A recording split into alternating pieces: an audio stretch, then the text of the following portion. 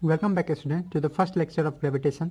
यहाँ हम लोग फोर्स जो यूनिट थर्ड है हमारा, पहले यूनिट में हम लोग मेजरमेंट पढ़े थे, सेकंड में मोशन और थर्ड में हम लोग फोर्स पढ़ रहे हैं और इसका सेकंड पार्ट पढ़ रहे हैं जो कि है ग्रेविटेशन। इससे पहले फोर्स का फर्स्ट पार्ट हो चुका है जिसमें हम लोग force and laws of motion देखे हैं जो कि आपके एनसीईआरटी में सेकंड चैप्टर है फिजिक्स का। अब हम लोग बात करने वाले हैं सेकंड पार्ट की जो कि है ग्रेविटेशन। ऐसे ही थर्ड पार्ट भी होगा जिसमें थ्रस्ट एंड प्रेशर के बारे में हम लोग पढ़ेंगे जो भी एक तरह का फोर्स ही है। तो अभी तक हम लोग क्या पढ़ चुके हैं? अभी तक हम लोग पढ़ चुके हैं कि फोर्स का जरूरत होता है मोशन लाने के लिए, किसी बॉडी में मोशन लाने के लिए। अगर वो रेस्ट में है तो मोशन में लाने के लिए। अगेन यूनिफॉर्म मोशन में अगर कोई चीज़ है तो उसको रखने के लिए फोर्स का जरूरत नहीं है, ये भी पढ़े। तो अगर यूनिफॉर्म मोशन में मूव कर रहा है कोई बॉडी, यानी इक्वल डिस्टेंस ट्रेवल कर रहा है इक्वल टाइम में, तो वहाँ कोई फोर्स का जरूरत नहीं होता है। तो बॉडी रुकता क्यों है? क्योंकि वहाँ फ्रिक्शन होता है, ये भी जानते हैं हम। ठीक है, तो बॉडी को मोशन प्रोड्यूस करने के लिए, यानी उसको रेस्ट से मोशन में लाने के लिए हमको क्या चाहिए? एक फोर्स। और बॉडी को एक्सेलरेट करने के लिए भी क्या चाहिए? फोर्स। मतलब एक स्पीड से मूव कर रहा है 2 मीटर पर सेकंड से उसको 3 मीटर पर सेकंड करने के लिए, यानी एक्सेलरेशन लाने के लिए भी किसका जरूरत होता है? फोर्स। ओके, ये जी हम लोग पिछले लेक्चर में पढ़े हुए हैं, पिछले जो क्लासेस हुए हैं उसमें पढ़े हुए हैं। अब देखिए हम लोग देखते हैं कि जब ऊपर से हम स्टोन ले जाते हैं अपने छत पे और छत पे से एक स्टोन को फेंकते हैं तो वो नीचे की तरफ आ जाता है, यानी वहाँ हम लोग रेस्ट से फेंके उसको और रेस्ट से वो मोशन में आ गया, तो वहाँ भी जरूर एक फोर्स लग रहा होगा। ठीक है, तो जवाब होना चाहिए हाँ, वहाँ पे एक फोर्स लग रहा है। और किधर आ रहा है वो स्टोन? तो स्टोन आ रहा है टुवर्ड्स अर्थ। तो अगर अर्थ की तरफ आ रहा है यानी अर्थ की तरफ एक फोर्स लग रहा है, डाउनवर्ड में एक फोर्स लग रहा है क्योंकि उधर मोशन हो रहा है। ठीक है, और ये जो फोर्स है वो किसके कारण हो रहा है? तो ये एक अट्रैक्शन है। ठीक है, क्योंकि खिंचाव है। ठीक है, टुवर्ड्स द बॉडी है, यानी एक अट्रैक्शन है किसके किसके बीच में? तो उस बॉडी जो ऑब्जेक्ट मान लीजिए पत्थर फेंके हैं उसके बीच में और जो अर्थ है उसके बीच में। ठीक है, यही जो फोर्स है इस फोर्स को कहा जाता है ग्रेविटेशनल फोर्स या फोर्स ऑफ ग्रेविटेशन। तो ग्रेविटेशनल फोर्स है क्या? तो ये सिंपली एक फोर्स है जो कि किसके किसके बीच में लगता है। ठीक है, अभी तत्काल के लिए हम लोग समझते हैं अर्थ और हमारे बीच में लगता है, पर ऐसा नहीं है। ठीक है, जब न्यूटन ने, ये सबसे पहले ये भी आपका न्यूटन का ही चैप्टर दिया हुआ है। ठीक है, न्यूटन का ही देन है ये भी चैप्टर। ऐसा बोला जाता है कि न्यूटन जब सेब के पेड़ के नीचे बैठे हुए थे तो उनके सिर पे एक सेब गिरा, तो इससे उनको आइडिया लगा कि क्या अर्थ जो है वो सेब को खींच रहा है। ठीक है, अगर नहीं खींचता रहता तो सेब ऊपर चला जाता लेकिन नीचे आता है, तो क्या अर्थ खींच रहा है सेब को? अगर हाँ, तो मून जो है मून को भी खींचना चाहिए था, और अगर मून खींचा जाता तो वो अर्थ की तरफ आ जाता, अर्थ के सरफेस पर आता, वो पर उतना दूर क्यों है? ठीक है, तो ये सब कंक्लूजन वो रखे थे कौन? Sir Isaac Newton. Isaac Newton क्या क्या सोचे थे? तो सोचे थे कि अगर एक stone, if a stone is attracted towards अर्थ, अगर अर्थ की तरफ अट्रैक्ट होता है क्योंकि वो गिर रहा है नीचे। ठीक है, अट्रैक्टेड टुवर्ड्स अर्थ यानी वहाँ पे फोर्स लग रहा है, ऑफकोर्स फोर्स लग रहा है, तभी ना वो नीचे मोशन हो रहा है उसमें। तो अर्थ की तरफ अगर अट्रैक्ट हो रहा है then moon will be also, तो मून भी जो है वो भी, moon must be attracted, moon भी अट्रैक्ट होगा। अब अगर मून अट्रैक्ट हो रहा है उधर, यानी मून को गिर जाना चाहिए था, लेकिन मून अर्थ की तरफ गिरता हुआ नहीं दिखता है, ऐसा क्यों? तो इसको समझने के लिए हम एक एक्टिविटी करते हैं, और इस एक्टिविटी के लिए आपको फिगर दिख रहा होगा अपने स्क्रीन पे। तो इसमें देखिए एक लड़का जो है वो क्या कर रहा है, वो एक स्टोन को बांध के वो फेंक रहा है। हम लोग इसे पिछले लेक्चर में पढ़ चुके हैं कि जो ओरिजिनल स्टेट होता है किसी बॉडी का, ठीक है, कि कोई बॉडी किस स्टेट में रहना चाहता है, तो ओरिजिनल स्टेट जो है वो किसी बॉडी का, किसी भी बॉडी का, वो कैसा है? तो motion, uniform motion on straight line. वो कैसा है? Uniform motion on straight line. अगर कोई फोर्स नहीं रहता तो वो बॉडी यूनिफॉर्म मोशन में बहता रहता कि इधर एक स्ट्रेट लाइन में। ठीक है, विथ यूनिफॉर्म वेलोसिटी। अब देखिए कोई भी चीज़ कैसा जाना चाहता है? हमेशा स्ट्रेट लाइन में। अब हम लोग सर्कुलर मोशन में फर्स्ट चैप्टर में ही जो था हम लोग का सेकंड यूनिट मोशन, उसमें ही पढ़ चुके हैं। जो सर्कुलर मोशन बनता है वो कैसे बनता है? तो जब स्ट्रेट लाइन को इनफाइनाइट टाइम्स डायरेक्शन हम बदल देते हैं तो तब क्या बन जाता है? Circular motion. ठीक है, ये हम लोग पढ़ चुके हैं पिछले लेक्चर में, सर्कुलर मोशन वहाँ से। तो यहाँ पे एक स्ट्रेट लाइन में मून जा रहा था, मून की जा रहा था स्ट्रेट लाइन में। यहाँ जब अर्थ आ जाता है तो अर्थ इसको अट्रैक्ट करता है। ठीक है, क्यों? क्योंकि एक फोर्स है जिस फोर्स को हम ग्रेविटेशन के रूप में मानते हैं, और वो फोर्स अर्थ को अट्रैक्ट करता है, जिसके कारण ये इधर जाना चाह रहा था लेकिन एक फोर्स इसके तरफ लगा। ठीक है, किसकी तरफ? अर्थ की तरफ। और मोर अप्रोप्रिएटली अगर बोले तो सेंटर ऑफ अर्थ की तरफ। किधर लगा? Centre of earth. तो एक फोर्स किधर लगा? सेंटर ऑफ अर्थ की तरफ, जिसके कारण ये अपना इधर जाना चाह रहा था लेकिन इसको थोड़ा सा टर्न लेना पड़ा, क्योंकि ये इस फोर्स को कम करना चाह रहा था। अब ये जहाँ इस स्ट्रेट लाइन में बहने लगा, फिर से एक फोर्स लगा इस पर, इसको फिर से अपना डायरेक्शन थोड़ा चेंज करना पड़ा, ठीक है। फिर से ये स्ट्रेट लाइन में इधर जाने लगा, फिर से इसको इधर से खींचने लगा, तो फिर से ऐसे ही करते करते आपको क्या लग रहा है, ये कैसा हो जाएगा, ये फाइनली एक सर्कल बन जाएगा, ठीक है। तो यानी एक फोर्स होता है, मून को भी खींच रहा है अर्थ, ठीक है, जिसके कारण वो एक सर्कुलर मोशन में है। तो सर्कुलर मोशन में है, और सर्कुलर यूनिफॉर्म मोशन हम लोग पढ़े थे, तो यूनिफॉर्म मोशन में है, ठीक है। तो वहाँ पे एक्सेलरेशन नहीं हो रहा है क्या, क्योंकि फोर्स जहाँ भी होता है तो वहाँ एक्सेलरेशन होता है, एक्सेलरेशन हो रहा है। मैंने आपको फर्स्ट लेक्चर में बताया था कि जो सर्कुलर मोशन होता है वो एक्सेलरेटेड मोशन होता है। क्यों? क्योंकि भले ही अगर उसका क्या हो, स्पीड कांस्टेंट हो, लेकिन डायरेक्शन हर बार बदल रहा है, और वेलोसिटी एक वेक्टर क्वांटिटी है, इसलिए डायरेक्शन भी बदलेगा तो वेलोसिटी में बदलाव आ रहा है, और चेंज ऑफ वेलोसिटी को ही हम लोग क्या बोलते हैं, एक्सेलरेशन। एक्सेलरेशन यहाँ भी हो रहा है। तो जो अर्थ है, ठीक है, अर्थ ऑल्सो अट्रैक्ट्स मून। अर्थ क्या करता है, अट्रैक्ट करता है मून को भी, अट्रैक्ट्स मून, ठीक है। क्यों? क्योंकि अगर नहीं मून को अट्रैक्ट करता तो वो सीधा लाइन में जाता, लेकिन सीधा लाइन में नहीं, वो एक यूनिफॉर्म मोशन करते रहता है, किसमें, एक सर्कुलर मोशन में, एक सर्कुलर पाथ पे, लगभग सर्कुलर पाथ पे वो क्या करते रहता है, मूव करते रहता है, यानी उसको भी अट्रैक्ट कर रहा है। अब देखिए यहाँ पे एक फोर्स आता है, अगर सेंटर की तरफ मूव कर रहा है कोई बॉडी, सेंटर की तरफ खींचा चला आ रहा है, यानी एक फोर्स लग रहा हुआ सेंटर की तरफ कोई भी बॉडी में, तो उस फोर्स का एक नाम है, ये जो फोर्स है जो सेंटर की तरफ है, क्या बोल सकते हैं इसको, सेंटर सीकिंग फोर्स, सेंटर की तरफ वाला फोर्स, सेंटर की तरफ खींचने वाला फोर्स, सेंटर सीकिंग फोर्स, इसका नाम है, इसी के नाम पे सेंट्रीपिटल, ठीक है, centripetal force. What is centripetal force? A force towards centre, एक फोर्स है जो इसके सेंटर की तरफ लगता है। सेम चीज जब कोई बॉडी, ये कब लगता है, जब कोई चीज सर्कुलर मोशन में मूव करता है। ऐसा ही एक तो इधर लगा, अब इसका रिएक्शन भी होगा, और रिएक्शन क्या होगा, रिएक्शन थर्ड लॉ से, for every action there is equal and opposite reaction. तो अगर इधर है तो ये पूरी तरह से इसमें ना चला जाए, इसलिए एक इसका रिस्पॉन्स में एक रिएक्शन भी होना चाहिए। अगर इसको एक्शन माने तो एक इधर भी फोर्स लगता है, अवे फ्रॉम सेंटर। ये फोर्स कैसा है, अवे फ्रॉम सेंटर। इस सेंटर, इसको क्या बोलते हैं, तो इसको बोलते हैं सेंट्रीफ्यूगल फोर्स। तो हमारे पास दो फोर्स आ गए जब कोई बॉडी सर्कुलर मोशन में होता है, ठीक है। एक हुआ सेंट्रीपेटल, जो कब लगता है, जो लगता है जब कोई बॉडी सर्कुलर मोशन में हो और सेंटर की तरफ खींचता है, वो सेंटर की तरफ मूव कराने में मदद करता है।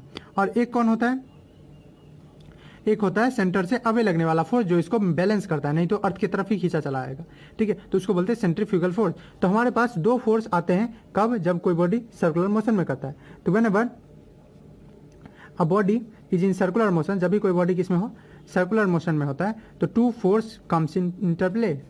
सर्कुलर मोशन मतलब सर्कुलर पाथ पे, मोशन ऑन सर्कुलर पाथ, ठीक है।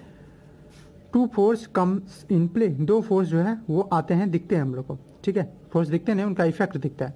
फोर्स कम इन प्ले, वो कौन है, तो पहला है सेंट्रीपेटल फोर्स। क्या बोल सकते हैं, तो ये फोर्स टुवर्ड्स सेंटर, इसको सिंपली में अगर एक्सप्लेन करना हो, डिफाइन करना हो, तो क्या बोल सकते हैं, अ फोर्स, ठीक है, एक्टिंग टुवर्ड्स सेंटर, जो किधर की तरफ लगता हो, टुवर्ड्स सेंटर की तरफ, सेंटर की तरफ लगता हो, उसको बोलते हैं कौन, सेंट्रीपेटल फोर्स। इसको सेंटर सीकिंग फोर्स भी करते हैं, मतलब सेंटर की तरफ खींचने वाला फोर्स। और इसके जस्ट अपोजिट में इसका रिएक्शन कौन है, सेंट्रीफ्यूगल फोर्स। अभी सेंट्रीफ्यूगल फोर्स क्या है, तो ये सिंपली रिएक्शन है, ठीक है, सेंट्रीपेटल फोर्स का। और इसका डिफिनेशन कैसे लिखेंगे, a force acting away from centre, acting away from centre.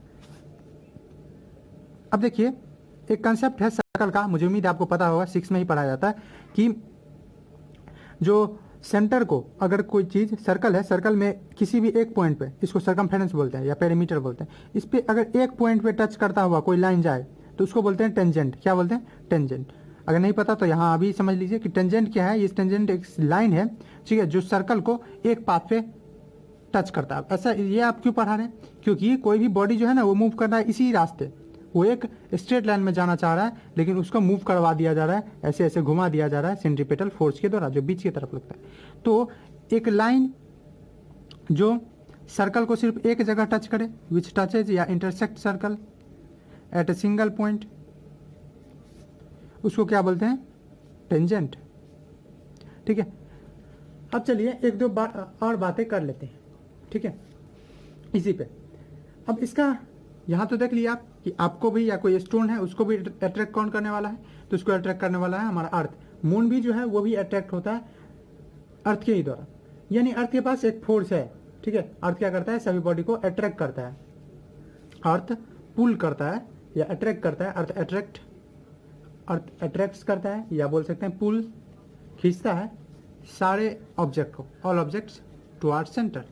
ठीक है, हाँ डाउनवर्ड भी बोल सकते हैं या सेंटर। ये जो फोर्स रहते हैं ना, ये सेंटर की तरफ लगते हैं, इसलिए तो इसका सेंट्रीपिटल नाम भी है, सेंटर की तरफ। और यही जो फोर्स है जिससे अर्थ खींचता है किसी ऑब्जेक्ट को, इसी को बोलते हैं ग्रेविटेशनल फोर्स। तो अभी अगर आपको डिफाइन करना हो व्हाट इज ग्रेविटेशनल फोर्स, तो हम क्या डिफाइन कर सकते हैं? तो ग्रेविटेशनल फोर्स एक ऐसा फोर्स है, द फोर्स, ठीक है, जिससे क्या होता है, अर्थ जो है वो खींचता है किसी बॉडी को अपने सेंटर के तरफ। तो क्या बोल सकते हैं? द फोर्स, ठीक है, विथ विच, वो फोर्स जिससे, विथ विच मतलब जिससे, विथ विच अर्थ पुल या अट्रैक्ट, पुल लिखे या अट्रैक्ट लिखे, ऑब्जेक्ट्स टुवार्ड्स इट, ठीक है, अट्रैक्ट्स या पुल्स टुवार्ड्स इट, या अच्छा होगा अगर लिख दे इट सेंटर, इसके सेंटर की तरफ। तो इसी को क्या बोलते हैं? ग्रेविटेशनल फोर्स, या इसको ग्रेविटी बोल सकते हैं, अर्थ का ग्रेविटी भी लिखा जाता है इसको, ग्रेविटी। अब ये ग्रेविटेशनल फोर्स क्या बहुत इंपॉर्टेंट है? बहुत ज़्यादा इंपॉर्टेंट है।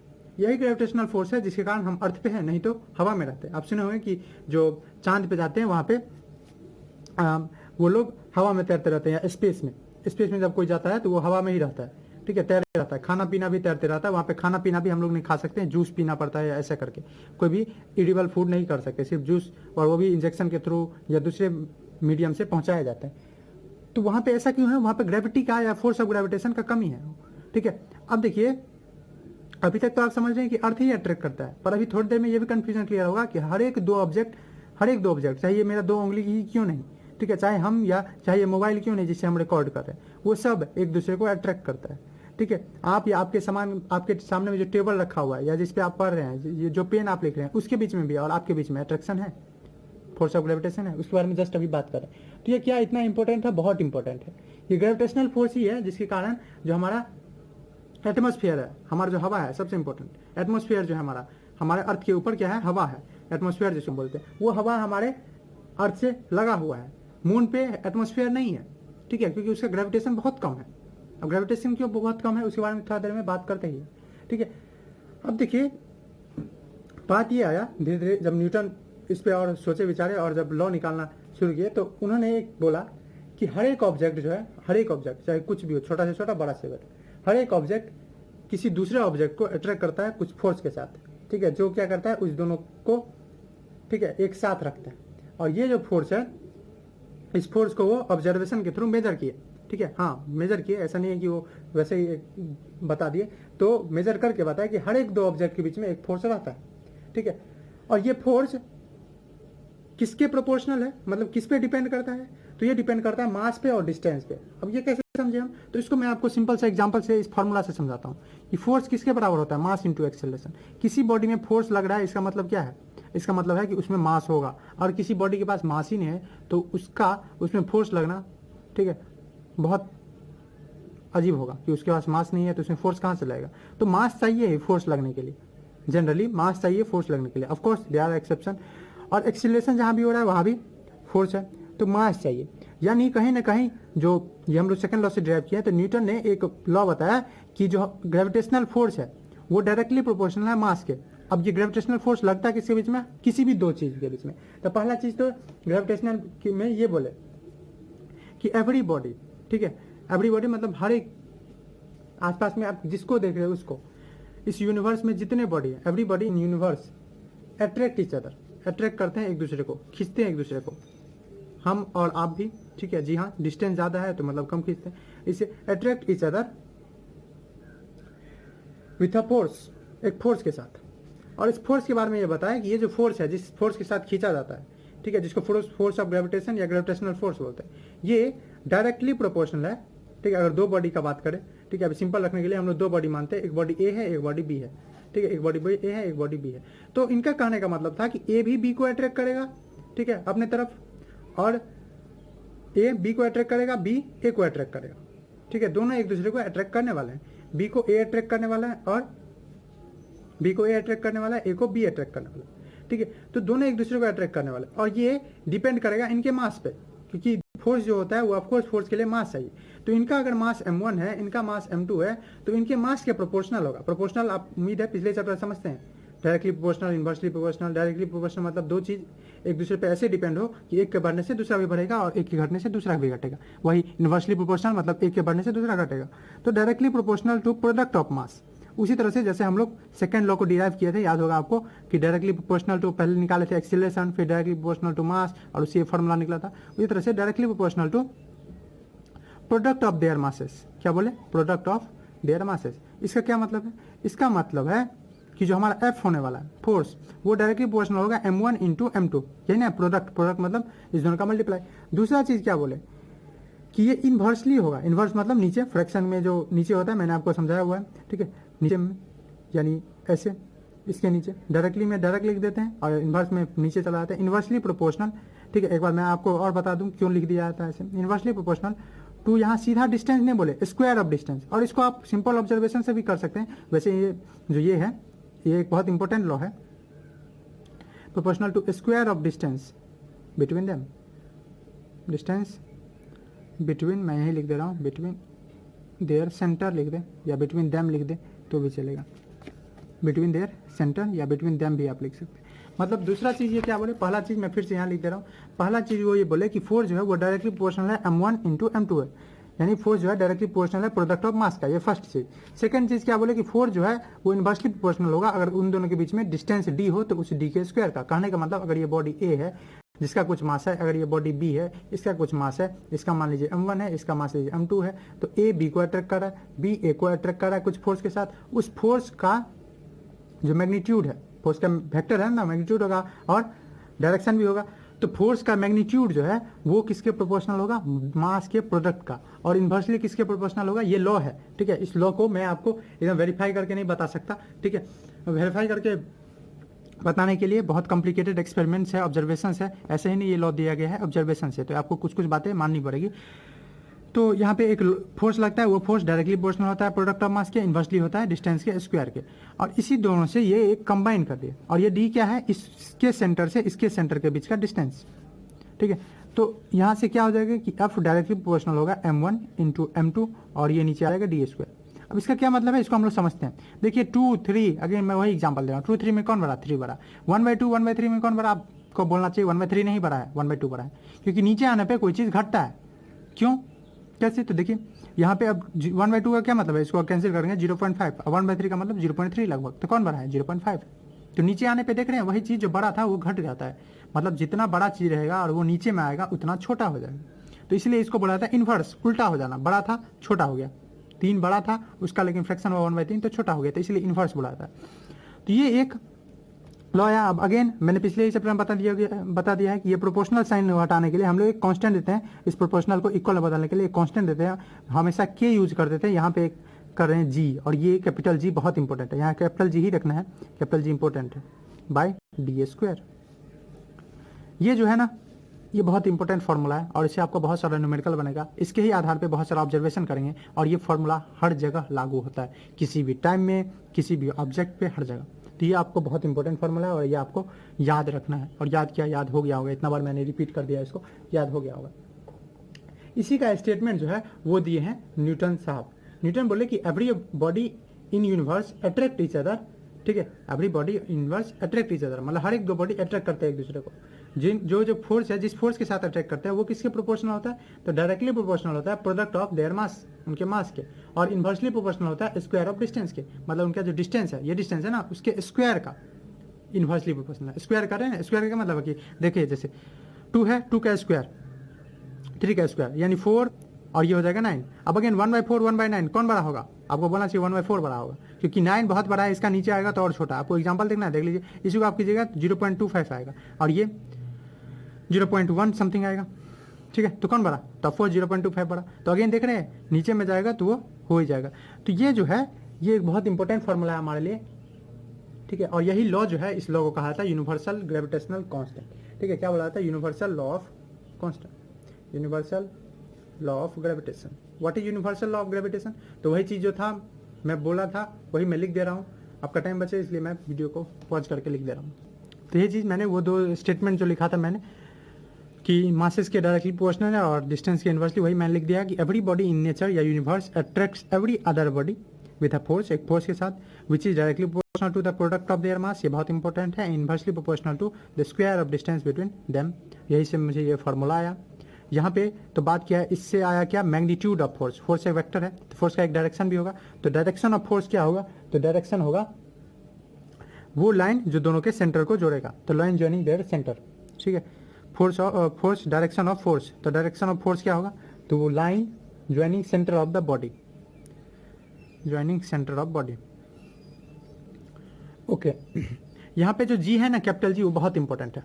कैसे इंपॉर्टेंट है, तो ये जी यूनिवर्सल कांस्टेंट है। ये जी का वैल्यू हेनरी कैवेंडिश नाम के साइंटिस्ट ने, 70 नाम के साइंटिस्ट ने निकाला था, और ये हर एक जगह कांस्टेंट होता है, इसका एक वैल्यू होता है। यहाँ पे जी 1 नहीं है, ठीक है, वहाँ पे के 1 था, यहाँ पे जी लेकिन 1 नहीं है। ये जी क्या है, तो जी का एक वैल्यू है 6.67 इंटू 10 टू द पावर -11, और इसका यूनिट भी है अपना, बड़ा यूनिट है, आपको लगेगा, पर मैं आपको दिखा देता हूँ ये यूनिट कैसे याद है और आप भी कैसे याद रखेंगे।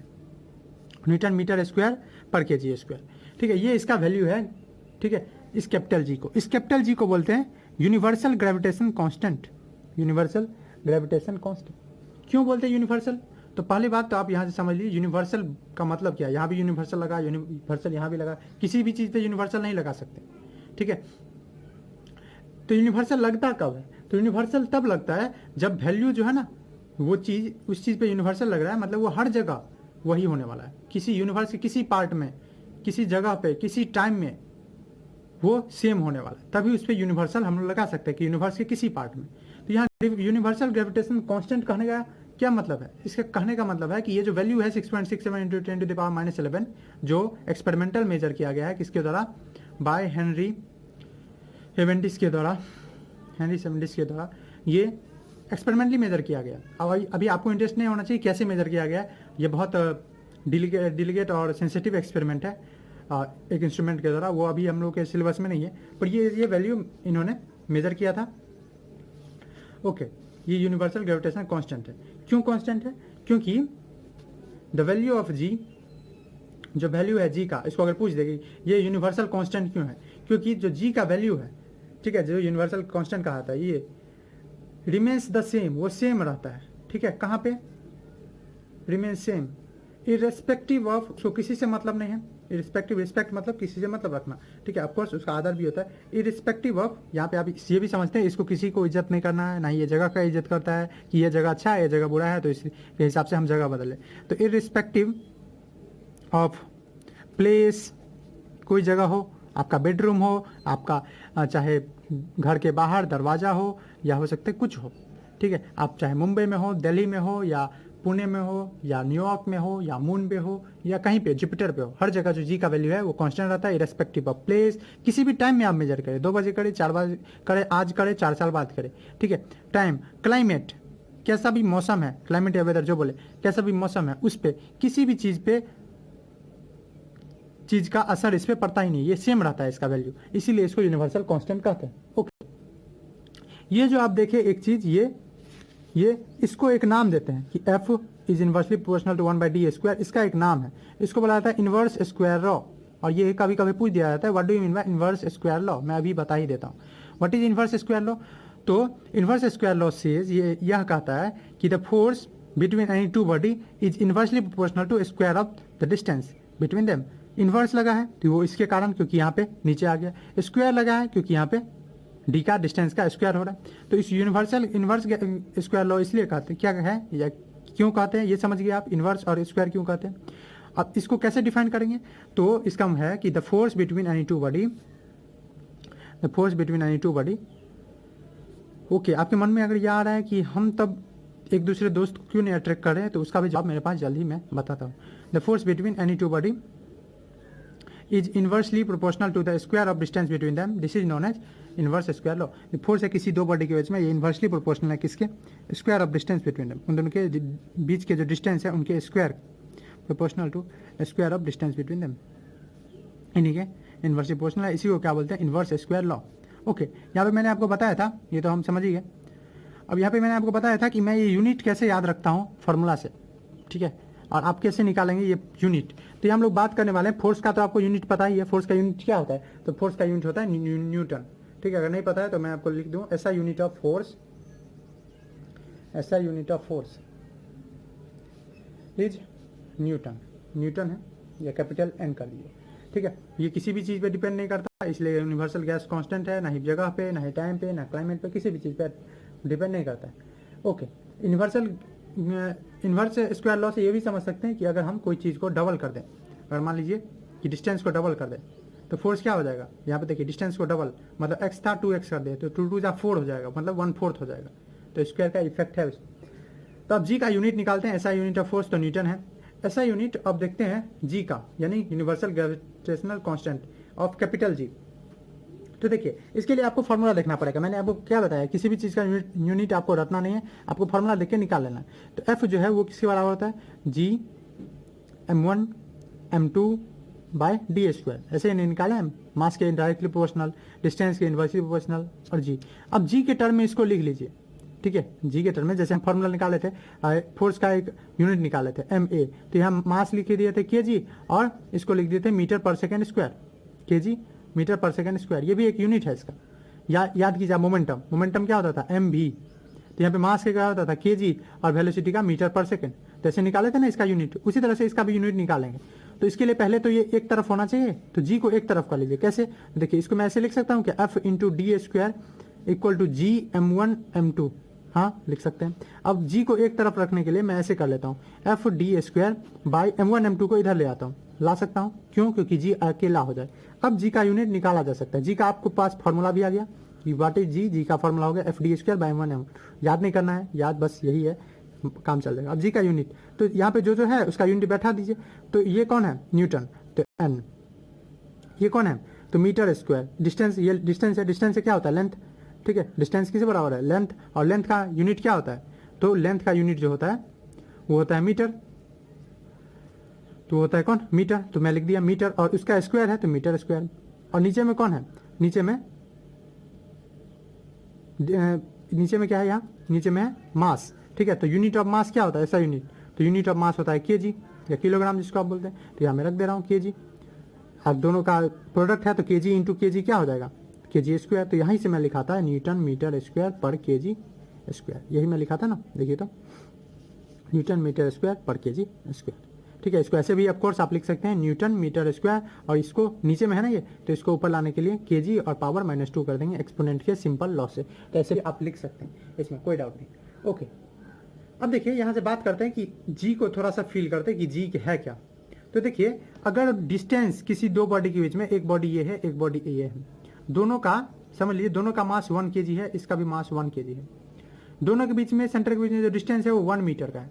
तो देखिए तो क्या होगा, ये सपोजिशन मानने से क्या होगा, तो फोर्स जो हो, डिस्टेंस 1 मीटर की है, मास भी दोनों का 1 इंटू 1 है, तो ये किसके बराबर हो जाएगा, यहाँ से आ जाएगा एफ जी के बराबर, ठीक है। यानी फोर्स जो हो जाएगा वो 6.67 इंटू 10⁻⁻11 न्यूटन हो जाएगा। इससे क्या समझा आप कि अगर दो बॉडी है जिसका मास 1 kg है, यहाँ पे हम लोग क्या सपोजिशन लिए हैं, दो बॉडी है हमारे पास, दोनों बॉडी का मास क्या है 1 kg मास, ठीक है। और उनके बीच में जो डिस्टेंस है, मैं शॉर्टकट में लिख रहा हूँ डी, वो क्या है 1 मीटर। तो उनके बीच में कितना फोर्स है, बहुत छोटा, नहीं है 10⁻⁻11 कितना छोटा होता है, जो जी खुद है वो बहुत छोटा है, 10⁻⁻11 बहुत छोटा होता है, ठीक है। 10⁻³ पे चले जाते हैं तो वही बहुत छोटा हो गया, -4 -5, समझिए कितना, 10⁻11 का मतलब है कि 1 बाय और इस पे 11 0, तो बहुत छोटा हो गया ना, ये हो गया, ठीक है। तो यानी ये जो फोर्स है वो बहुत छोटा होगा अगर मास कम हो।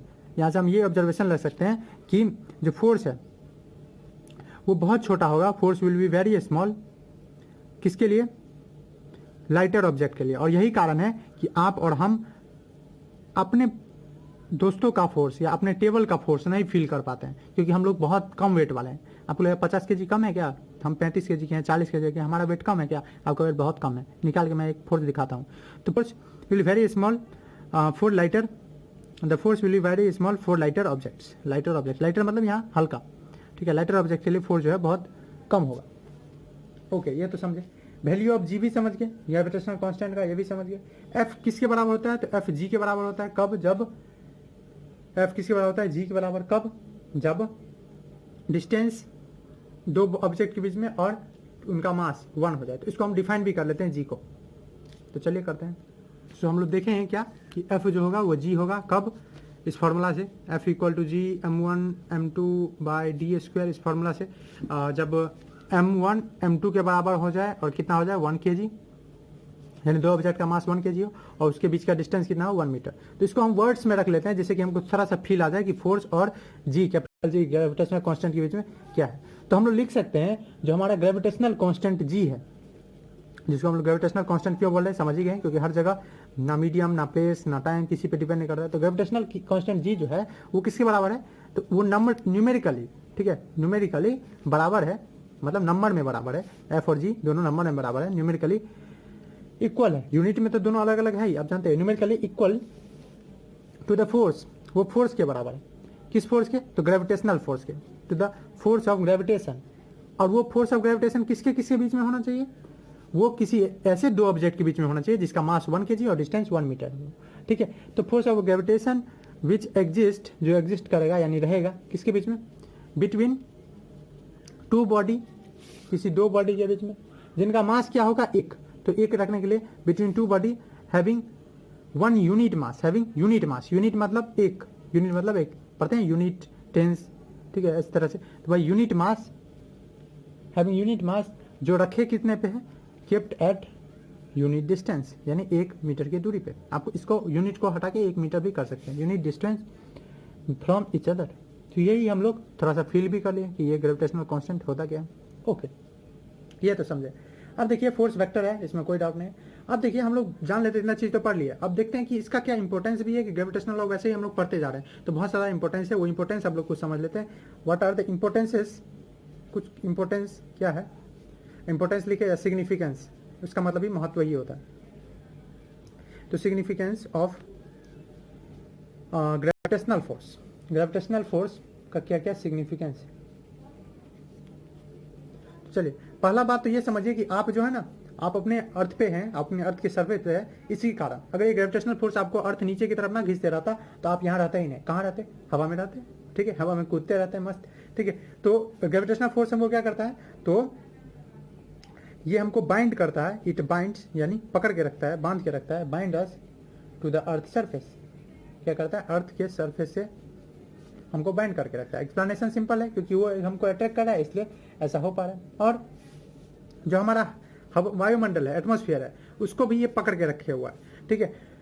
तो इट होल्ड्स, इट मतलब यहाँ ग्रेविटेशनल फोर्स से है, तो इट होल्ड्स द एटमॉस्फेयर, और जिसके कारण हम लोग हवा ले पा रहे हैं और जी पा रहे हैं, एटमॉस्फेयर एबव अर्थ, ठीक है। देखते हैं अर्थ का सॉरी मून का जो मास है बहुत कम है, यानी मून का मास कम है तो मतलब ग्रेविटेशनल फोर्स भी कम होगा, क्योंकि फोर्स डायरेक्टली प्रोपोर्शनल मास के, इसलिए मून पे एटमॉस्फेयर नहीं है, बहुत कम है, बहुत पतला है। वहाँ पे जो अगर आदमी सब जाता भी है तो हवा में ही रहता है, ठीक है, आप लोग फिल्म वगैरह में देखे होंगे। तीसरा चीज, ये ग्रेविटेशनल फोर्स ही है जिसके कारण जो हवा है या पानी है, पानी जो हमको आता है, रेन जो होता है, वो भी इसी कारण, अगर ग्रेविटेशनल फोर्स नहीं रहता तो पानी नीचे आता ही नहीं, ऊपर ही ऊपर कहीं रह जाता। तो it causes rain, it causes rain या प्रेसिपिटेशन, ये रेन होने देता है, ठीक है, या ऐसे लिख सकते हैं rain to fall on earth. उसके बाद इसी का यही है, ग्रेविटेशनल फोर्स ही है जिसके कारण पानी बह रही है, ठीक है। और पानी नहीं रहता, समझिए पानी रहता ही नहीं हमारा अर्थ पे, तो कितना हाहाकार होता है, कुछ चीज किसी चीज के लिए पानी रहता नहीं, पर यही है ग्रेविटेशनल फोर्स जिसके कारण पानी बह रहा है, रिवर्स है हमारे पे, हमारे यहाँ पे, ठीक है। तो हम लोग क्या लिख सकते हैं कि इट कॉजेज या responsible, it is responsible for flow of water in river, ठीक है, flow of water in river. हमारा सोलर सिस्टम जो है, ठीक है, जो हम देखते हैं सोलर सिस्टम, हमारे 8 प्लानेट है, हमारा जो सन है, वो सब एक साथ घूम रहा है, वो कैसे, वो भी इसी के कारण, ठीक है, ये सबको पकड़ के रखता है। जो सन है वो भी, सन के पास मास है ना, बहुत ज़्यादा मास है, हम लोग देखेंगे भी कितना मास है, उसके न्यूमेरिकल वैल्यू देखेंगे, आपको याद नहीं करना है पर देखना है, ठीक है। तो वो मास है उसके पास, यानी वो भी ग्रेविटेशन से खींचता होगा, अर्थ को भी खींचता होगा, वेनस को भी खींचता होगा, मरकरी को भी खींचता होगा। तो वही खिंचाव जो है, वही ग्रेविटेशनल फोर्स जो है, वो सबको बांध के रखा हुआ है, नहीं तो वो सब भाग जाता, ठीक है, वो सब स्ट्रेट लाइन में चला जाता। आज अगर सन है और सन के चारों तरफ घूम रहा है कोई प्लानेट, वो अगर इधर सेंटर की तरफ एक फोर्स नहीं रहता तो उसका तो आदत क्या है, टेंजेंशियली मूव करने का, सीधे लाइन में मूव करने का, ये वो मूव करता है। लेकिन 8 प्लानेट एक दूसरे के से घूम रहे हैं, चारों तरफ घूम रहे हैं सन का, तो वो कैसे, तो वो इसी ग्रेविटेशनल फोर्स के कारण। तो अवर सोलर सिस्टम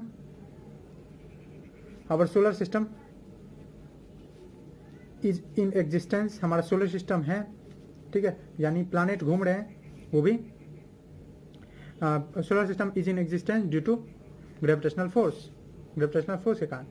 ये ग्रेविटेशनल फोर्स ही है जिसके कारण हमारे जो प्लैनेट्स हैं, हमारे जितने प्लैनेट्स हैं वो सारे घूम रहे हैं सन के तरफ, ठीक है, gravitational due to gravitational force. यहाँ पे आप लिख भी सकते हैं इट इज़ ग्रेविटेशनल फोर्स, ये ग्रेविटेशनल फोर्स ही है जो हमारे प्लैनेट्स को मूव करवा रहा है सन के तरफ, due to which planets move कर रहे हैं spherical surface, due to which planets are moving toward sun. Sun के पास उतना ग्रेविटेशन है क्योंकि मास बहुत ज़्यादा है, मूविंग टुवार्ड सन, सन के चारों तरफ मूव कर रहे हैं इन सर्कुलर ऑर्बिट, ठीक है। सर्कुलर ऑर्बिट पूरा नहीं है पर हम लोग इजी करने के लिए लेके चलते हैं। जो टाइड होता है, आप देखे होंगे समुद्र के आसपास रहते होंगे अगर, तो वहाँ पे या ऐसा टीवी वगैरह में देखे होंगे कि ऊपर और नीचे, जिसको हिंदी में ज्वार भाटा भी कहते हैं, हाँ, कभी कभी पानी, समुद्र का पानी बहुत ऊपर तक उठ जाता है, ठीक है, तो वो भी ग्रेविटेशनल फोर्स के ही कारण है। जो हमारा मून है वो मून अट्रैक्ट करता है और उसके कारण टाइड होता है। तो टाइड्स इन ओशियंस, टाइड्स जो होते हैं किसमें, oceans and sea, happens due to, होते हैं किसी कारण, due to gravitational force, due to gravitational force, वो भी किसी कारण होता है, ग्रेविटेशनल फोर्स के ही कारण वो भी होते हैं।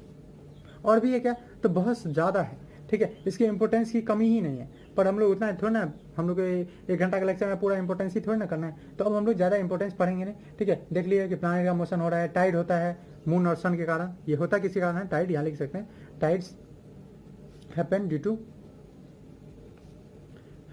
टू मून एंड सन।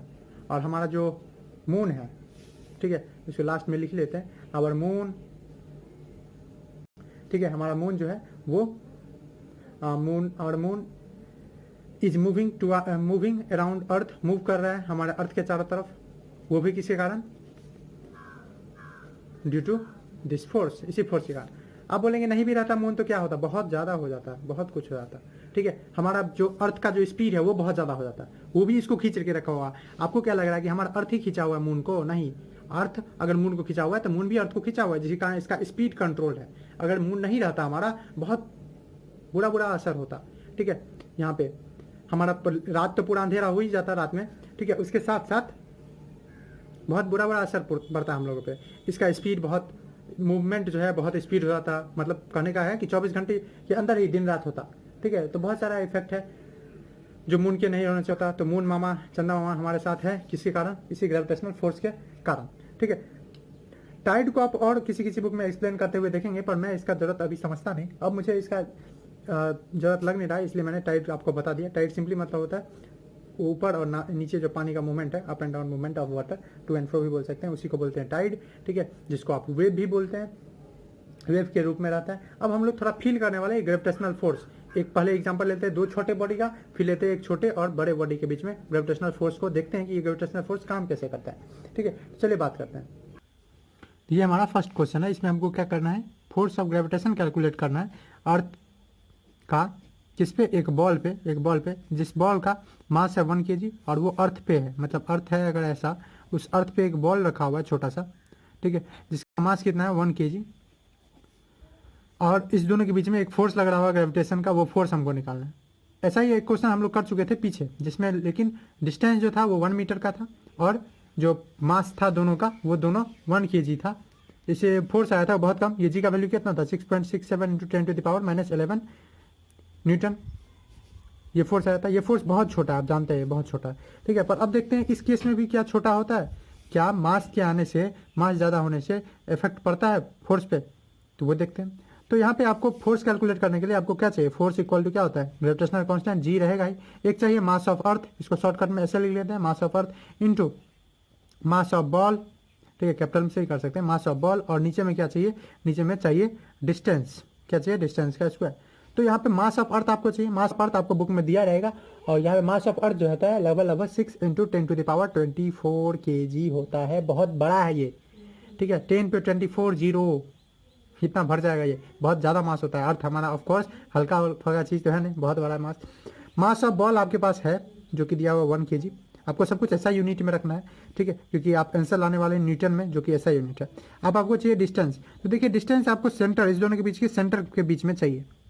अब अर्थ हमारा इतना बड़ा, अर्थ के पास जो रेडियस है, तो पहले आपको रेडियस पता होना चाहिए और फिर इसका रेडियस, पर ये दोनों लगभग लगभग, अगर देखिए आप, ये डिस्टेंस और ये डिस्टेंस दोनों सेम ही है। दोनों सेम क्या है, इतना बड़ा है, आपको पेड़ इतना बड़ा लग रहा है, लेकिन जो डिस्टेंस है वो लगभग लगभग रेडियस ऑफ अर्थ के बराबर ही हो जाएगा, रेडियस ऑफ अर्थ के बराबर हो जाएगा, जो कि कितना है 64 लाख है, ठीक है, 64 लाख है। इसको शॉर्टकट में स्टैंडर्ड फॉर्म में लिखते हैं 6.4 इंटू 10⁻³ किलोमीटर, ये है। अब देखिए इतना बड़ा है, 64 लाख मीटर है ना, ठीक है, 64 लाख अगर मीटर है ये, तो ये 64 लाख मीटर में इतना कुछ सेंटीमीटर होगा इसका रेडियस, उसकी क्या औकात, कोई औकात नहीं। तो जो डिस्टेंस है वो लगभग लगभग रेडियस ऑफ अर्थ के ही बराबर हो जाएगा। इसको मैं मीटर में लिख लूँ तो ज़्यादा आसान रहेगा, 6.4 इंटू 10⁻³ मीटर का, और फिर 10⁻³ किलोमीटर को मीटर में बदलने के लिए, ठीक है। तो ये कितना हो जाएगा 6.4 into 10⁻6 metre.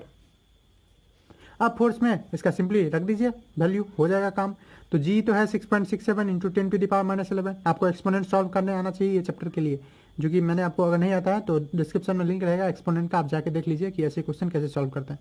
Simple simple law है। इंटू मास ऑफ अर्थ जो कि है बहुत बड़ा 6 into 10⁻24 into mass of ball जो कि बहुत छोटा है 1 kg, सिंपली 1 बाई डिस्टेंस जो कि है 6.4 इंटू 10⁻6 का स्क्वायर। यहाँ पे आपको कैलकुलेशन में थोड़ा दिक्कत हो सकता है, पर टेंशन नहीं लीजिए, कैलकुलेशन आसान है। ऐसे कैलकुलेशन में सबसे पहला काम क्या रहता है, जितने नंबर है उनको एक साथ कर लीजिए। जैसे 6.67 इंटू 6 है, उसको एक साथ कर लीजिए। इसमें 6.4 इंटू 6.4 दो बार आएगा, ठीक है। इसके स्क्वायर का क्या मतलब है, इसके स्क्वायर का मतलब है 6.4 इंटू 6.4 इंटू 10⁻6 इंटू 10⁻6। ऑफकोर्स दोनों एक साथ रहता है, ये एक साथ ये एक साथ, मैंने अलग अलग आसानी से कर दिया। तो इसको हम करते हैं, अब कैलकुलेशन करते हैं। तो कैलकुलेशन कैसे करेंगे, तो कैलकुलेशन हम लोग करेंगे। ये तो फॉर्मूला आपको समझ आया ना, M1 M2 जो था, वहाँ पे M1 जो है अभी अर्थ है और M2 जो है वो बॉल है, या कुछ कोई भी ले सकते हैं। अब चलिए इस पे आते हैं। तो पहले हम नंबर वाले को मल्टीप्लाई कर लेते हैं। तो हमारा फोर्स जो है F वो आ जाएगा किसके बराबर, तो 6.7 उसका ले लेते हैं, फिर 6 इसका ले लेते हैं, और क्या था 10⁻11 6.67 का, और था क्या, और एक था 10⁻24 वो था अर्थ के मास का वो, और 1 का तो कोई है नहीं, 1 था उसका मास, तो 1 को मल्टीप्लाई ही कर देंगे तो क्या आ जाएगा इंटू ये, तो 6.4 इंटू 6.4 इंटू 10⁻6 इंटू 10⁻6। अगेन ये क्या आ जाएगा, तो 6.67 इंटू 6 अगर आप कीजिएगा तो ये लगभग लगभग अगर हम बोले तो वो आ जाएगा आपको 40.02 समथिंग के लगभग। 6.67 इंटू 6 करेंगे और इसको आप सिंपल लॉ लगा दीजिए, ये दोनों प्रोडक्ट में है, मल्टीप्लाई में है और बेस सेम है 10, तो उसका जो पावर है वो प्लस हो जाता है, यानी -11 प्लस 24 हो जाएगा। यहाँ आप इसको और इससे मल्टीप्लाई कीजिएगा तो यहाँ पे आपको क्या आने वाला है, यहाँ भी आपको आएगा 40.69 समथिंग ऐसा ही, ठीक है, इसी के जैसे मतलब इक्वल ही में आएगा। ये किसके बराबर हो जाएगा, अब यहाँ भी 6 + 6। अब देखिए ये दोनों ये लगभग लगभग सेम ही है ना, ये भी 40 है ये भी 40 है, इस दोनों में कितना प्रभाव पड़ेगा, इसको आप काटिएगा नहीं 1 पॉइंट समथिंग होगा, तो 1.000 समथिंग होगा, तो वो भी 1.0 के ही बराबर होगा, तो आपको कितना आया 1, और ये यानी अब कितना हो गया 1 इंटू, क्योंकि यहाँ पे 1 पॉइंट समथिंग आएगा 1.02 कुछ आए, पर वो बहुत कम होगा, मैं कैलकुलेट करके आपको बताता हूँ। तो वो कितना आ जाएगा, वो आएगा आपको 0.977 समथिंग ऐसे करते हुए, मतलब 97 प्लस आ रहा है, ठीक है। आप देख रहे हैं मतलब लगभग लगभग कितना आ जाएगा 1, लगभग लगभग आ जाएगा 1 के बराबर। तो ये आ गया 1 इंटू यहाँ पे कितना हो जाएगा 11 में से 24 कितना आ जाएगा, तो 13 बचेगा, और नीचे में यहाँ पे कितना है 10⁻12। अब ये अब सिंपल एक्सपोनेंट के लॉ से दोनों का बेस सेम है, तो हम लोग क्या कर सकते हैं 10⁻13 इंटू 10 ये 12 ऊपर जाएगा तो -12, ये कितना हो जाएगा 10 सिंपली, क्योंकि 13 - 12 कितना हो जाएगा 10। कोई कोई बुक क्या करता है यहाँ पे 9.97703 जो है, इसको ये लोग क्या कर लेते हैं, इसको ऐसे ऑप्शनल, आपका भी मन अगर नहीं मान रहा हो कि कैसे हम लोग 300 का घपला कर दें, ठीक है 97 से, या 3 का घपला कर दे, तो आप कोई नहीं, आप इसको ऐसे तो ले सकते हैं 0.98।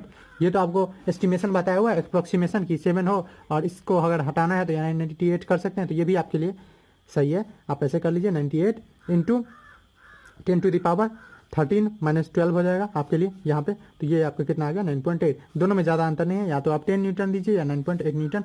बच्चे अक्सर इसी को पसंद करते हैं, तो इसलिए मैंने आपको बताया, आप इस पर भी जा सकते हैं, ठीक है। अगर आपके मन में ये नहीं लग रहा हो कि कैसे हम 0.977 को 1 लिख दूँ, कोई बात नहीं, आप 0.98 लिख लीजिए, उसके बाद सिंपल अप्रोक्सीमेशन से और ये कर लीजिए, ओके। तो ये आया एक फोर्स, और ये फोर्स भी बहुत छोटा है, यानी कोई 1 kg का अगर बॉल है या कोई 1 kg वाला कोई सामान है तो उस पर भी फोर्स कोई ज़्यादा नहीं लगने वाला। 1 न्यूटन समझते हैं ना आप, 1 न्यूटन सिंपली फोर्स होता है 100 ग्राम का कोई ऑब्जेक्ट है, उस 100 ग्राम के ऑब्जेक्ट को आप इस पर रखिए तो आपको जितना फोर्स फील होगा वही फोर्स 1 न्यूटन होता है, उसका 9 गुना, तो कोई ज़्यादा फोर्स हुआ नहीं किसी 1 kg के बॉडी पे। पर अगेन जो छोटा था, जो एकदम छोटा था, हाँ 1-2 kg वाला, 1 kg वाला था 2 बॉडी, तो उसमें तो और छोटा फोर्स था, देखिए थे जो फील भी नहीं होता था। अब मैं आपको सिंपल सा एग्जांपल देता हूँ, अगर आपको अब भी कन्फ्यूजन है कि हम ये है, ये मैं हूँ, ठीक है, ये मेरा दोस्त है, ठीक है, और ये अर्थ है, तो हम दोनों अर्थ से अट्रैक्ट हो रहे हैं तो एक दूसरे से अट्रैक्ट क्यों नहीं हो रहे हैं? क्योंकि लॉ ऑफ ग्रेविटेशन तो बोलता है कि हम दोनों भी अट्रैक्ट होते हैं। तो आप सिंपली समझिए, आपको एक चींटी यहाँ से खींच रहा है, ठीक है, और आपका दोस्त खींच रहा है, तो आप किधर जाएंगे?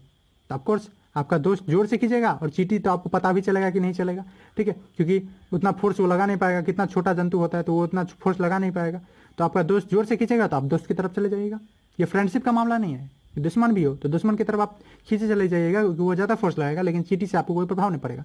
यहाँ पे वो जो है ना चींटी, वो चींटी आपका दोस्त है, और अर्थ जो है वो आपका दोस्त, वो आपका कोई दूसरा गाय है, दूसरा दोस्त है, ठीक है।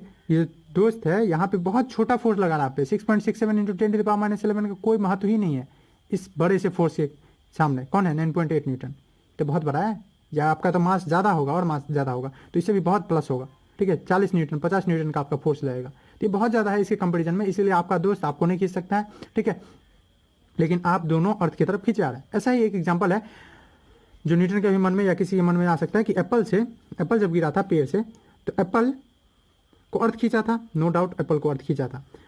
तो थर्ड लॉ से क्या अर्थ को एप्पल ने खींचा होगा? खींचा होगा। पर ये सब अगर आपको अब भी कंफ्यूजन हो रहा है, यानी आप law of gravitation, law of जो मोशन है वो अच्छे से नहीं पढ़े, आपको थर्ड लॉ क्या बोला हुआ है? भले ही दोनों फोर्स बराबर होता है, ठीक है, दोनों इक्वल रिएक्शन, एक्शन रिएक्शन बराबर होते हैं, लेकिन दोनों के से कॉज होने वाला एक्सीलरेशन बराबर नहीं हो सकता है, क्योंकि इसका बहुत बड़ा मास है तो इसमें एक्सीलरेशन बहुत कम होगा, और ये बहुत छोटा मास है और उस पर इतना फोर्स लग रहा है, इसके लिए एक्सीलरेशन बहुत ज़्यादा होगा। तो फोर्स तो भले ही सेम है, ठीक है, पर एक्सीलरेशन दोनों में अलग अलग है। ये थर्ड लॉ में ही मैंने बताया होगा, नहीं आपको अभी भी कंफ्यूजन है तो 5th लेक्चर जाके आप अच्छे से देख लीजिए, force and laws of motion का। तो ये हो गया 10 न्यूटन। अब एक एग्जांपल लेते हैं जिसमें देखेंगे नहीं इससे भी बहुत ज़्यादा फोर्स लगता है, और ये हम लोग देखने वाले हैं अभी मून के बीच में। हमारा जो मून है, चंदा मामा है वो अर्थ, और इसके चारों तरफ घूमने वाला मून, उस मून और इस अर्थ के बीच में देखने वाला है कितना फोर्स लगता है, ठीक है। तो ये अगर अर्थ है हमारा और ये मून, तो इसके बीच में हम लोग फोर्स कैलकुलेट करने वाले हैं। तो हम लोग क्या करने वाले हैं?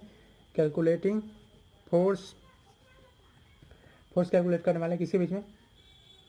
Between earth and moon.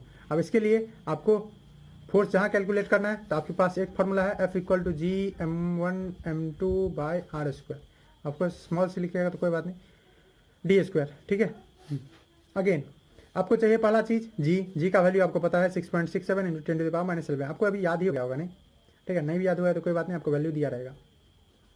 m1 जो कि अगर मान लें कि मास ऑफ अर्थ है, तो मास ऑफ अर्थ आप पिछले भी लेक्चर में देखे थे, पिछले ही क्वेश्चन में देखे थे, वो कितना था? तो 6 × 10⁻24 kg। अगेन आपको याद नहीं है तो कोई टेंशन नहीं, क्वेश्चन में दिया रहता है। आपको चाहिए मास ऑफ मून, ठीक है, क्या चाहिए? Mass of moon. तो मास ऑफ मून क्या है? अगर मास ऑफ मून को मैं ऐसे लिख दूँ, यहाँ पे m क्या दिखा रहा है? मून। तो मास ऑफ मून को मैं ऐसे लिख दूँ तो वो कितना होता है? तो वो ऑफकोर्स अर्थ से कम होता है, लेकिन बहुत ज़्यादा कम नहीं होता है, वो होता है 7.4 × 10⁻22 kg। ये आपको लग रहा है कि ये दो ही का फर्क है, लेकिन इसमें ही बहुत फर्क हो गया, ठीक है, आपको लग रहा है दो ही का फर्क है, दो ही का फर्क नहीं है, बहुत ज़्यादा फर्क है ये। उसके बाद इस दोनों के बीच में डिस्टेंस चाहिए, तो मान लीजिए डिस्टेंस जो है आपको बुक में दिया रहेगा, डिस्टेंस जो है वो आएगा 3.84 × 10⁵ किलोमीटर। ये डिस्टेंस है इस दोनों के बीच में, किसके बीच में? अर्थ और मून के बीच में। तो इसको मैं मीटर में बदल लूँ, क्योंकि मुझे ऐसा यूनिट में काम करना है, × 10⁵ और × 10⁻3 मीटर के लिए। तो ये कितना हो गया? 3.84 × 10⁵ और 3 जुड़ जाएगा एक्सपोनेंट के लॉ से, तो कितना हो जाएगा? 8 मीटर। अब मैं सिंपली इसको फार्मूला में बैठा दूंगा, उस फार्मूला में तो g यानी 6.67 × 10⁻11 इंटू मास ऑफ अर्थ जो कि 6 × 10⁴ इंटू मास ऑफ मून जो कि 7.4 × 10⁻22 बाई जो रेडियस है या डिस्टेंस है वो है 3.84 × 10⁵ इसका स्क्वायर। आप सिंपली कैलकुलेशन करेंगे आप 6.67, और ये कैलकुलेशन आपको ही करना होगा, कोई आपको एग्जाम में नहीं करके देगा। इंटू पहले सब नंबर वाला को एक साथ कर लीजिए, एक्सपोनेंट कैसे ही कैलकुलेशन करते हैं, इंटू 10⁻, जितना बेस वाला है, पावर वाला है, उसको एक साथ कर लीजिए, ठीक है। नीचे भी वही करना है, 3.84 इंटू 3.84 स्क्वायर हो रहा है इसलिए, और इसको 10⁵ इंटू 10⁵ अगेन इसका आप सब कटकुट कीजिएगा तो आएगा लगभग 2.01, और पावर इंटू कितना आ जाएगा, आपको पूरा कैलकुलेशन करने पे आएगा ये 10⁻20 न्यूटन। कितना आएगा? 20 न्यूटन। क्या लग रहा है फोर्स कितना बड़ा है? बहुत बड़ा। इस पर 20 जीरो होने वाला है, इतना बड़ा हो जाएगा, इतना न्यूटन फोर्स। ये न्यूटन फोर्स बहुत ज़्यादा हो गया, ठीक है, इतना मल्टीपल में न्यूटन फोर्स बहुत ज़्यादा हो गया। तो हाँ, अगर दो बॉडी बहुत मैसिव है, मतलब बहुत बड़ा बड़ा मास है, और अगर सन का बात करें वहाँ पे तो और ज़्यादा आएगा कि सन कितना अर्थ को खींच रहा है, वहाँ पे अर्थ का भी इतना बड़ा मास, सन का भी इतना बड़ा मास, सन का तो और बड़ा मास होता है, तो उस केस में तो और बहुत ज़्यादा हो जाएगा। तो इसीलिए ग्रेविटेशनल फोर्स इंपॉर्टेंट है जब मास ज़्यादा हो जाता है, पर छोटे छोटे चीज़ों के लिए उतना इंपॉर्टेंट है नहीं। यही था इंट्रोडक्टरी लेक्चर में मुझे बात करना, ठीक है। इसमें हम लोग ग्रेविटेशन के बारे में पढ़े, उसका क्या वैल्यू है, क्या इंपॉर्टेंस है हमारे लाइफ में, उसके बारे में पढ़े, कुछ न्यूमेरिकल्स कर लिए, ठीक है। ग्रेविटेशनल कांस्टेंट क्या होता है वो पढ़े, लॉ ऑफ ग्रेविटेशन कांस्टेंट ये पढ़े। हम दोनों एक दूसरे से अट्रैक्ट नहीं हो रहे हैं, लेकिन वही जो अर्थ है, मून है, वो इतना कस के क्यों अट्रैक्टेड है उसके बारे में पढ़ लिए, ठीक है। इतना बड़ा फोर्स है इसके लिए। अगेन कुछ कंपैरिजन देख लिए फोर्सेस के बीच में, ठीक है। अब नेक्स्ट लेक्चर में हम लोग क्या करने वाले हैं, नेक्स्ट लेक्चर में हम लोग पढ़ने वाले केपलर्स के लॉ। जो प्लानट मूव करते हैं उस पर 3 लॉ है केपलर के। केपलर एक साइंटिस्ट है, जोनास केपलर, उनका 3 लॉ है, बहुत इंपॉर्टेंट है। और ये लॉ भी कहीं ना कहीं गैलीलियो से इन्फ्लुएंस्ड है। जैसे गैलीलियो से इन्फ्लुएंस होकर न्यूटन ने लॉ बनाया, तो फिर से गैलीलियो पे अत्याचार होने वाला है। गैलीलियो का डेटा केपलर यूज करके कुछ डेटा बनाए थे, ठीक है। और न्यूटन तो केपलर से भी बहुत चीज़ लिए हुए हैं। केपलर का लॉ पहले आ गया था ग्रेविटेशन से, तो ये पहले क्यों बताए, क्योंकि वहाँ पे कुछ चीज़ें हैं जो हैवी है, और अगर आपको ये लेक्चर समझ में आएगा तभी वो आएगा, इसलिए उसको बाद में लिया हूँ। भले ही केपलर लॉ पहले आ गया था, और ये gravitational law G × M1 × M2/r² ये बाद में आया था। तो चलिए नेक्स्ट लेक्चर में बात करते हैं केपलर्स लॉ की। Thanks for watching.